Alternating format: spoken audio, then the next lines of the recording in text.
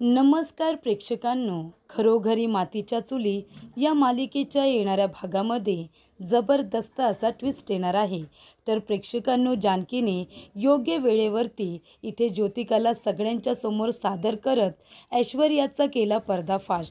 त्याचबरोबर ऐश्वर्याचं कारस्थान सगळ्यांच्या समोर येताच इथे आता सारंगने घेतला आपल्या बहिणीच्या अपमानाचा बदला, उचललं टोकाचं पाऊल.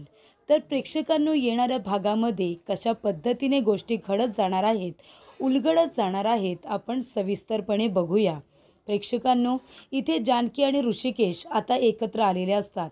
त्या दोघांची एक टीम झालेली असते. ज्योतिकाचं सत्य शर्वरीच्या समोर आणण्यासाठी इथे आता ऋषिकेशसुद्धा जानकीची साथ देणार असतो. तर ज्योतिका शर्वरीला फसवते, ती कधीही आई होणार नाही याचा आता गैरफायदा घेते, जानकीला कळलेलं असतं. त्यामुळे प्रेक्षकांनो, जानकीने ऋषिकेशला आपल्याबरोबर घेऊन ज्योतिकाचं सत्य शर्वरीबरोबरच सगळ्यांच्या समोर आणायचं हे ठरवलेलं असतं. आणि इथे जानकीने आता खूपच जास्त हुशारीने ऋषिकेशला अजून एक गोष्ट सांगितलेली असते. जानकी म्हणते की मला असं वाटतंय ऋषिकेश की हे सगळं त्या ऐश्वर्याने घडून आणलंय. त्या ज्योतिकाला काय माहिती की शर्वरी वंश कधी आई होणार नाही ते. मला असं वाटतंय की आपल्या शर्वरी वंशांचा कुणीतरी गैरफायदा घेत आहे. आणि दुसरी व्यक्ती कोण असणार ऐश्वर्या सोडून. त्यानंतर इथे आता जानकी म्हणते की ज्या वेळेला इथे विक्रांत भाऊजी आणि त्यांची आई मालती काकू इथे आल्या होत्या, तेव्हा नुसती त्यांच्याजवळ विचारपूस करत होती ऐश्वर्या. म्हणत होती की मग शर्वरी वंशांना तुम्ही कुठल्या हॉस्पिटलला घेऊन गेलात, कुठे ट्रीटमेंट चालू आहे. आधीचे रिपोर्ट सगळे निगेटिव्ह जरी आले असले तरीसुद्धा आता सगळं पॉझिटिव्ह होणार आहे, हो की नाही. मग आता त्या गायनॅक कोण आहेत, ही सगळी विचारपूस ऐश्वर्या जणू काही मुद्दामून करत होती असं मला वाटत होतं. तेव्हा ऋषिकेश म्हणतो, जानकी, या सगळ्याच्या मागे जर ऐश्वर्या असेल ना, तर ह्या वेळेला मी तिला सोडणार नाही. आणि जी कुणी ती मुलगी आहे ना, जे आपल्या शरूच्या ह्या दुबळेपणाचा फायदा स्वतःसाठी करून घेते, तिलासुद्धा मी सोडणार नाही आहे, असं इकडे आता ऋषिकेश म्हणत असतो. तेव्हा प्रेक्षकांनो, जानकी म्हणत असते, ऋषिकेश, आता बरं झालं तुम्हाला सगळं सत्य कळलं. माझ्या मनावरती खूपच जास्त भार होता. ही गोष्ट मला तुमच्यापासून लपून ठेवायची नव्हती, पण शर्वरी वंशांनी मला शपथ दिली होती, इथे आता कुणाला काही सांगितलं तर माझं मेलेलं तोंड बघशील, अशी धमकी दिल्यामुळे मी इथे खूप मोठ्या धर्मसंकटात पडले होते. पण तुम्हाला हे सत्य कळलं, माझ्या मनावरचं ओझं हलकं झाल्यासारखं वाटतंय. तेव्हा आता आपण दोघेजणं एक टीम होऊन इथे शर्वरी वंशांना ऐश्वर्याच्या आणि त्या ज्योतिकाच्या तावडीतून आपण बाहेर काढूया. तेव्हा इथे आता जानकीला हे सगळं सत्य ऋषिकेशला कळलेलं असतं. त्यामुळे एक गोष्ट कळलेली असते, आपण एक प्लॅन करूया असं जानकीने ठरवलेलं असतं. त्यामुळे ऋषिकेश जानकीच्या या प्लॅनमध्ये तिला आता साथ द्यायचं ठरवतो. तर इथे ज्योतिका दुसऱ्याच दिवशी रिपोर्ट देणार असते. ती रिपोर्ट आता घेऊन आलेली असते. ते खोटे रिपोर्ट तिला ऐश्वर्यानेच तयार करून दिलेले असतात. आणि त्याच्यामध्ये प्रेग्नन्सी रिपोर्ट बरोबर सोनोग्राफीसुद्धा असते. आणि त्याच्यावरती डॉक्टर माने असंच आडनावसुद्धा लिहिलेलं असतं. तेव्हा इथे आता जानकी म्हणत असते की शर्वरी वंश, रिपोर्ट घ्यायला मी एकटीच जाणार, कारण ज्योतिकाला भेटायला मी एकटी जाते, तुमची चोर ओटी भरायची आहे. तुम्हाला उगाच उशीर झाला आणि हे सत्य जर सगळ्यांना कळलं तर मग खूप मोठा गोंधळ होऊ शकतो. तेव्हा तुम्ही चोर ओटीसाठी आपल्या घरी जा. मी ज्योतिकाकडून रिपोर्ट घेऊन चोर ओटीमध्ये त्या कार्यक्रमामध्ये मी सामील होते. तेव्हा इकडे शर्वरी म्हणते की ठीक आहे. त्यानंतर इथे ऐश्वर्याने एक प्लॅन तयार केलेलाच असतो. जे लेटर ज्योतिकाने लिहून दिलेलं असतं जानकीकडे, त्याच्यामध्ये तिने लिहिलेलं असतं की मी माझं बाळ शर्वरीला देणार आहे आणि त्या बदल्यात जानकी मला पैसे देणार आहे. आणि आमच्यामध्ये जो काही हा व्यवहार झाला आहे त्याची साक्षीदार जानकी असणार आहे, असं त्या लेटरमध्ये तिने लिहिलेलं असतं. त्यामुळे ते लेटर जानकीच्या रूममध्ये असतं. ऐश्वर्याने ज्या दिवशी चोर ओटीचा कार्यक्रम असतो त्या दिवशी बरोबर ती डायरी शोधून काढलेली असते. आणि ज्योतिकाची डायरी अशा ठिकाणी ठेवलेली असते ज्या ठिकाणी आता सहजरित्या कुणाचंही लक्ष जाईल. तेव्हा जानकीच्याच रूममध्ये बेडवरती ती डायरी टाकून ठेवलेली असते, जेणेकरून मालती काकू आल्यानंतर त्यांचं लक्ष जाईल आणि शर्वरीचं सगळं भांडं फुटेल. त्याचबरोबर प्रेक्षकांनो, इथे आता जानकी आणि ऋषिकेश दोघेजणं ज्योतिकाकडे गेलेले असतात. पण इथे जानकीने ठरल्याप्रमाणे ऋषिकेश आता पोलिसांच्या गेटअपमध्ये जाणार असतो आणि त्याचबरोबर इथे शर्वरी, विक्रांत, मालती काकू तिघेही जण आता रणदीव यांच्या घरी आलेले असतात. छान अशी इथे तयारी केलेली असते, चोरोटीची खूपच जय्यत तयारी करून ठेवलेली असते. तेव्हा जानकी कुठे आहे असं मालती विचारते. तेव्हा काकू म्हणत असतात की ती तर रिपोर्ट्स आणायला गेले ना डॉक्टरांकडे. आता आपली शरू जाऊ शकत नाही ना, म्हणून जानकी म्हणाली की आज तुम्ही येऊ नका, मी एकटीच जाते. तेव्हा ती डॉक्टरांकडे रिपोर्ट्स आणायला गेली. तेव्हा इथे मालती काकू आणि त्याचबरोबर ऐश्वर्या यांचंसुद्धा बोलणं होतं. ऐश्वर्या म्हणत असते, मालती काकू तुम्ही आमचं घर बघितलं की नाही? तेव्हा ती म्हणते, बघितलं ना, एकदा दोनदा आली आहे मी तुमच्याकडे. तेव्हा इथे ऐश्वर्या कारण काढून जानकीच्या रूममध्ये मालती काकूंना घेऊन जाते. ती म्हणत असते की तुम्हाला जर फ्रेश व्हायचं असेल ना तर तुम्ही या माझ्याबरोबर. आणि ती म्हणते की माझ्या बाथरूमला पाणी येत नाही आहे, तुम्ही एक काम करता का, तुम्ही जानकीच्या रूममध्ये जा, ती आता रूममध्ये नाही आहे ना म्हणून. तेव्हा ती मालती काकूंना जानकीच्या रूममध्ये घेऊन जाते आणि तिला बरोबर बेडवरती बसायला सांगते. कारण बेडवरतीच तिने इथे डायरी काढून ठेवलेली असते, ज्याच्यामध्ये ज्योतिकाने लिहिलेलं लेटरसुद्धा असतं. त्याच्यामध्ये आता खूप मोठ्या सत्याचा उलगडा होणार असतो. मालती काकू त्या डायरीकडे बघतात. तेव्हा त्याच्यामध्ये जे फाडलेलं पेज असतं त्याचा कोपरा आता बाहेर आलेला असतो आणि तो कोपरा बघितल्यानंतर मालती काकूंचं लक्ष जातं. इथे ऐश्वर्याने कारण काढून मालती काकूंना बरोबर जानकीच्याच रूममध्ये मुद्दामून बसवलेलं असतं, कारण तिला नाटकाचा शेवट करायचा असतो, सगळं काही उद्ध्वस्त करायचं असतं. त्यामुळे प्रेक्षकांनो ठरल्याप्रमाणे मालती तिथे बसते आणि बरोबर ती डायरी तिच्या हाताला लागते आणि त्याच्यामध्ये जे काही लिहिलेलं असतं ते सगळं मालती वाचते. तेव्हा मालतीला कळतं की शर्वरी प्रेग्नेंट नाही आहे, ती एका दुसऱ्याच मुलीचं बाळ आता तिचं बाळ म्हणून सगळ्यांच्या समोर घेऊन येणार असते आणि ही सगळी गोष्ट जानकीलासुद्धा माहिती असते. त्यामुळे प्रेक्षकांनो मालती काकू ते लेटर वाचतात आणि आता खाली येतात.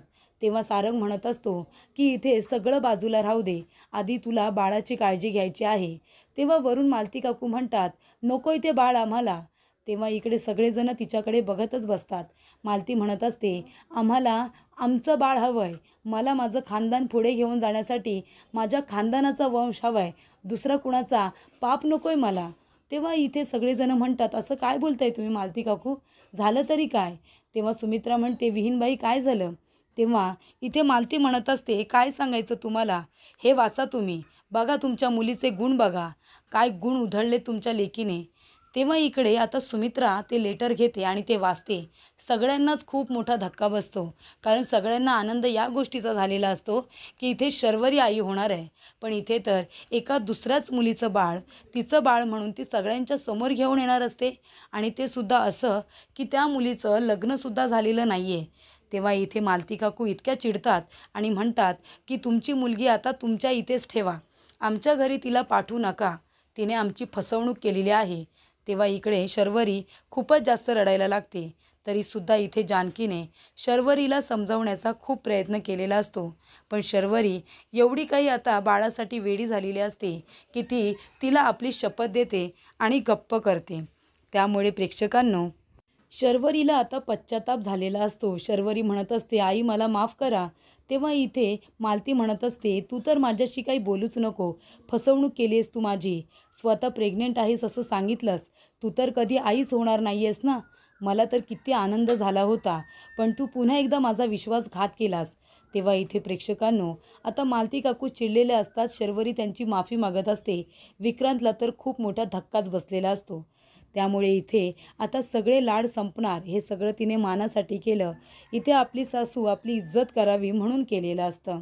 तर इथे ज्या वेळेला ज्योतिका पैसे मागत असते, जानकी म्हणते, हो पैसे देईन ना, काय माणूस असशील ग तू, काय बाई आहेस, आधी 2 लाख रुपये मागितलेस, मग 1 लाख रुपये मागितलेस आणि आता पुन्हा तुला 1 लाख रुपये हवेत. आमच्याकडे काय पैशांचं झाड आहे? तुझं हे बाळ जे तू आम्हाला देणार आहेस, आता न जाणू तुझा मित्र, तुझा होणारा नवरा जर तुझ्याकडे परत आला आणि त्याने तुला सांगितलं की तो तुला आणि बाळाला स्वीकारायला तयार आहे, बाळालासुद्धा स्वीकारायला तयार आहे, तर तू काय करशील? ते बाळ तू शर्वरी वंशांना देशील की ते बाळ तू घेऊन त्याच्याकडे परत जाशील? तो जर तुझ्याबरोबर लग्नाला तयार झाला तर तू ते बाळ त्याच्याकडे घेऊन जाशील ना? की शर्वरी वंशांना देशील असं जानकी आता विचारते. हे बघ, जर तुझा होणारा नवरा परत आला तर तू काय निर्णय घेशील? तेव्हा ज्योतिका म्हणते, तुमच्या जर तरच्या प्रश्नाची उत्तरं मला द्यायची नाही आहेत. माझं काम झालंय, मला आता जाऊ द्या. पण पैसे तुम्ही दिले नाहीत मला. तेव्हा जानकी म्हणते, तुम्हाला पैसे हवेत का? म्हणजे आता तुम्हाला सारखे सारखे रोज मी पैसे द्यायचे आहेत का? 1,00,000 2,00,000 असं करायचं आहे का मी? म्हणजे तुम्ही तुमचं बाळ आम्हाला देणार आहात, हे उपकारच करणार आहात नाही का? तेव्हा प्रेक्षकांनो, जानकी म्हणत असते, तू माझ्या प्रश्नाचं उत्तर दिलं नाहीस. तेव्हा ज्योतिका म्हणते, मला नाही द्यायचे तुमच्या प्रश्नाची उत्तरं. तेव्हा आता ती पळून जाणार. तेवढ्यातच ऋषिकेश तिथे येतो. तेव्हा जानकी म्हणते, बरं झालं इन्स्पेक्टर साहेब तुम्ही आलात. बघा ना, ही मुलगी माझ्या प्रश्नाचं उत्तरच देत नाही आहे. अहो, हिने आमच्याबरोबर डील केलं आहे की ही तिचं बाळ आम्हाला देणार आणि त्या बदल्यात आम्ही तिला पैसे द्यायचे. आम्ही तर तिला पैसे वारंवार देतो आहे, पण अजूनपर्यंत तिने आमच्या प्रश्नाची उत्तरं तिने दिलेली नाही आहेत. ती आम्हाला डॉक्टरांकडे तिच्या घेऊन जात नाही आहे. सोनोग्राफी कशी झाली कशी नाही ती आम्हाला काहीच सांगत नाही आहे. तिचा मित्र कोण आहे त्याचीसुद्धा भेट घालून देत नाही आहे. तेव्हा इथे घडलेला सगळा प्रकार जानकी ऋषिकेशला सांगते, पण इथे पोलीस इन्स्पेक्टर म्हणून ती आता सगळं सत्य इथे पोलिसांना सांगते. तेव्हा इथे ऋषिकेश पोलीस म्हणून तिथे आलेला असतो. तो म्हणतो की आता मी जे काही विचारतोय ना, माझ्या प्रश्नांची खरी खरी उत्तरं द्यायची. तो म्हणतो, तुम्हाला बाळाच्या बदल्यामध्ये पैसे हवेत का? हे खरोखर तुमचं बाळ आहे ना, की तुम्ही इथे प्रेग्नंट असल्याचं नाटक करताय? तेव्हा तुम्ही कुठल्या डॉक्टरकडे जाता? आत्ताची आत्ता आमची त्या डॉक्टरांबरोबर भेट घडवून द्या. त्यानंतर तुमचा जो मित्र आहे ज्याने तुम्हाला फसवलं आहे त्यालासुद्धा मला भेटायचं आहे, असं आता ऋषिकेश म्हणतो. ज्योतिका म्हणते, नाही नाही साहेब, मला माझ्या आता कुठल्याही प्रश्नांची उत्तरं तुम्हाला द्यायची नाही आहेत. मी आता जाते, माझं काम झालं आहे. तेव्हा इथे जानकी म्हणते, इन्स्पेक्टर साहेब, हिला आत्ताच्या आत्ता तुम्ही अरेस्ट करा. ही आम्हाला फसवते असं वाटते. ही आहे ना, तिचं बाळ आम्हाला देणार नाही आहे. ही डॉक्टरांची आणि आमची भेट का घडवून देत नाही आहे? मला हिच्या विरोधामध्ये गुन्हा दाखल करायचा आहे आत्ताच्या आत्ता. तुम्ही हिला अरेस्ट करा. तेव्हा ज्योतिका म्हणते, हे काय करताय तुम्ही?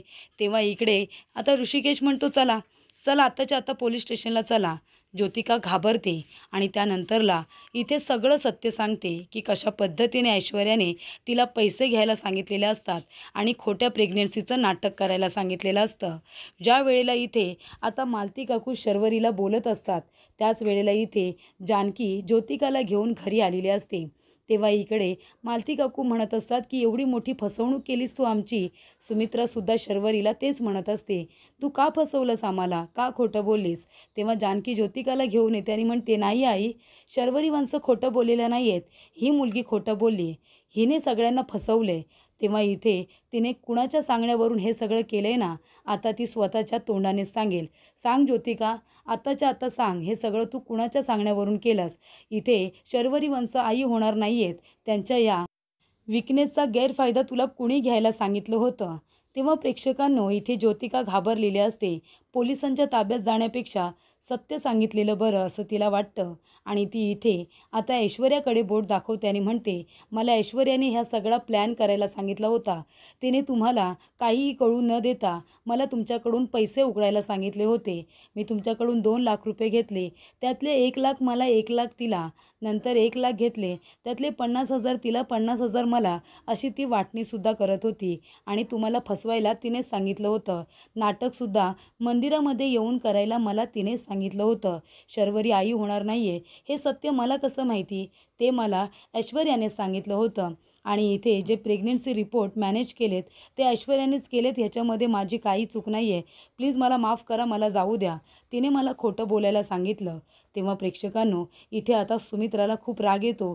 सुमित्रा म्हणते, ऐश्वर्या, अगं काय हे सगळं? माझी मुलगी आई होणार नाही त्याचा तू असा गैरफायदा घेतेस? आणि सुमित्रा जोरदार जाऊन आता ऐश्वर्याच्या कानाखाली देते. ज्योतिकाने सगळं कबूल केल्यानंतर ऐश्वर्याचं कारस्थान सगळ्यांच्या समोर येतं. तेव्हा इथे जानकी म्हणते, मालती काकू, तुम्ही जर इथे एवढं प्रेशर शर्वरी वंशांना दिलं नसतं की लवकरात लवकर बाळ होऊ दे, बाळ होऊ दे, तुम्ही त्यांना घाबरवलं नसतं तर कदाचित त्यांनी असा चुकीचं पाऊल उचललं नसतं. एका दुसऱ्या मुलीचं बाळ स्वतःचं बाळ म्हणून तुमच्याकडे आणण्याचा त्यांनी निर्णय घेतला नसता. ज्या गोष्टी जेव्हा व्हायच्या असतात तेव्हा त्या होतात, पण आपण त्यांना वेळ द्यायचा असतो. तुम्ही त्यांच्यावरती जबरदस्ती करू नका. त्यांचीसुद्धा कूस उजळेल, पण त्यांना त्यांचा वेळ तर द्या. तुम्ही उगाचच जबरदस्ती करून त्यांना इथे मेंटली प्रेशर देऊ नका, असं जानकी म्हणते. या सगळ्या शर्वरी वंशांची काही चुकी नाही आहे. तुमच्या प्रेशरखाली येऊन त्यांनी हा निर्णय घेतला होता.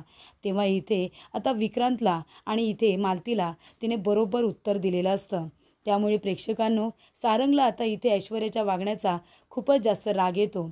सारंगला असं वाटतं की माझ्या बहिणीचा त्यांनी गैरफायदा घेतला, माझ्या बहिणीला फसवण्याचा प्रयत्न केला. तेव्हा सारंग म्हणतो की ऐश्वर्या, तुमच्याकडून ही अपेक्षा नव्हती. आत्ताच्या आत्ता इथून तुम्ही निघून जा. खरं तर तुम्हाला पोलिसांच्या ताब्यात दिलं पाहिजे, पण आता मी तुम्हाला इथून माझ्या घरातून हाकलतोय आणि लवकरच तुम्हाला इथे डिवोर्सची नोटीससुद्धा येईल. असं टोकाचं पाऊल आणि टोकाचा निर्णय सारंगने आता आपल्या बहिणीसाठी उचललेला असतो आणि त्याचबरोबर ऐश्वर्याला सोडण्याचा सुद्धा निर्णय त्याने घेतलेला असतो. अशा रीतीने जानकी आणि ऋषिकेशने एकत्र येत ज्योतिकाचं सत्य शर्वरीबरोबर सगळ्यांच्या समोर आणलेलं असतं आणि त्याचबरोबर ऐश्वर्याच्या कारस्थानाचा पर्दाफाश करत इथे सारंगचे आणि त्याचबरोबर घरातल्या सर्वांचे डोळे उघडत तिला आता रणदिवेंच्या घरातून बाहेर काढण्याचा रस्ता दाखवलेला असतो.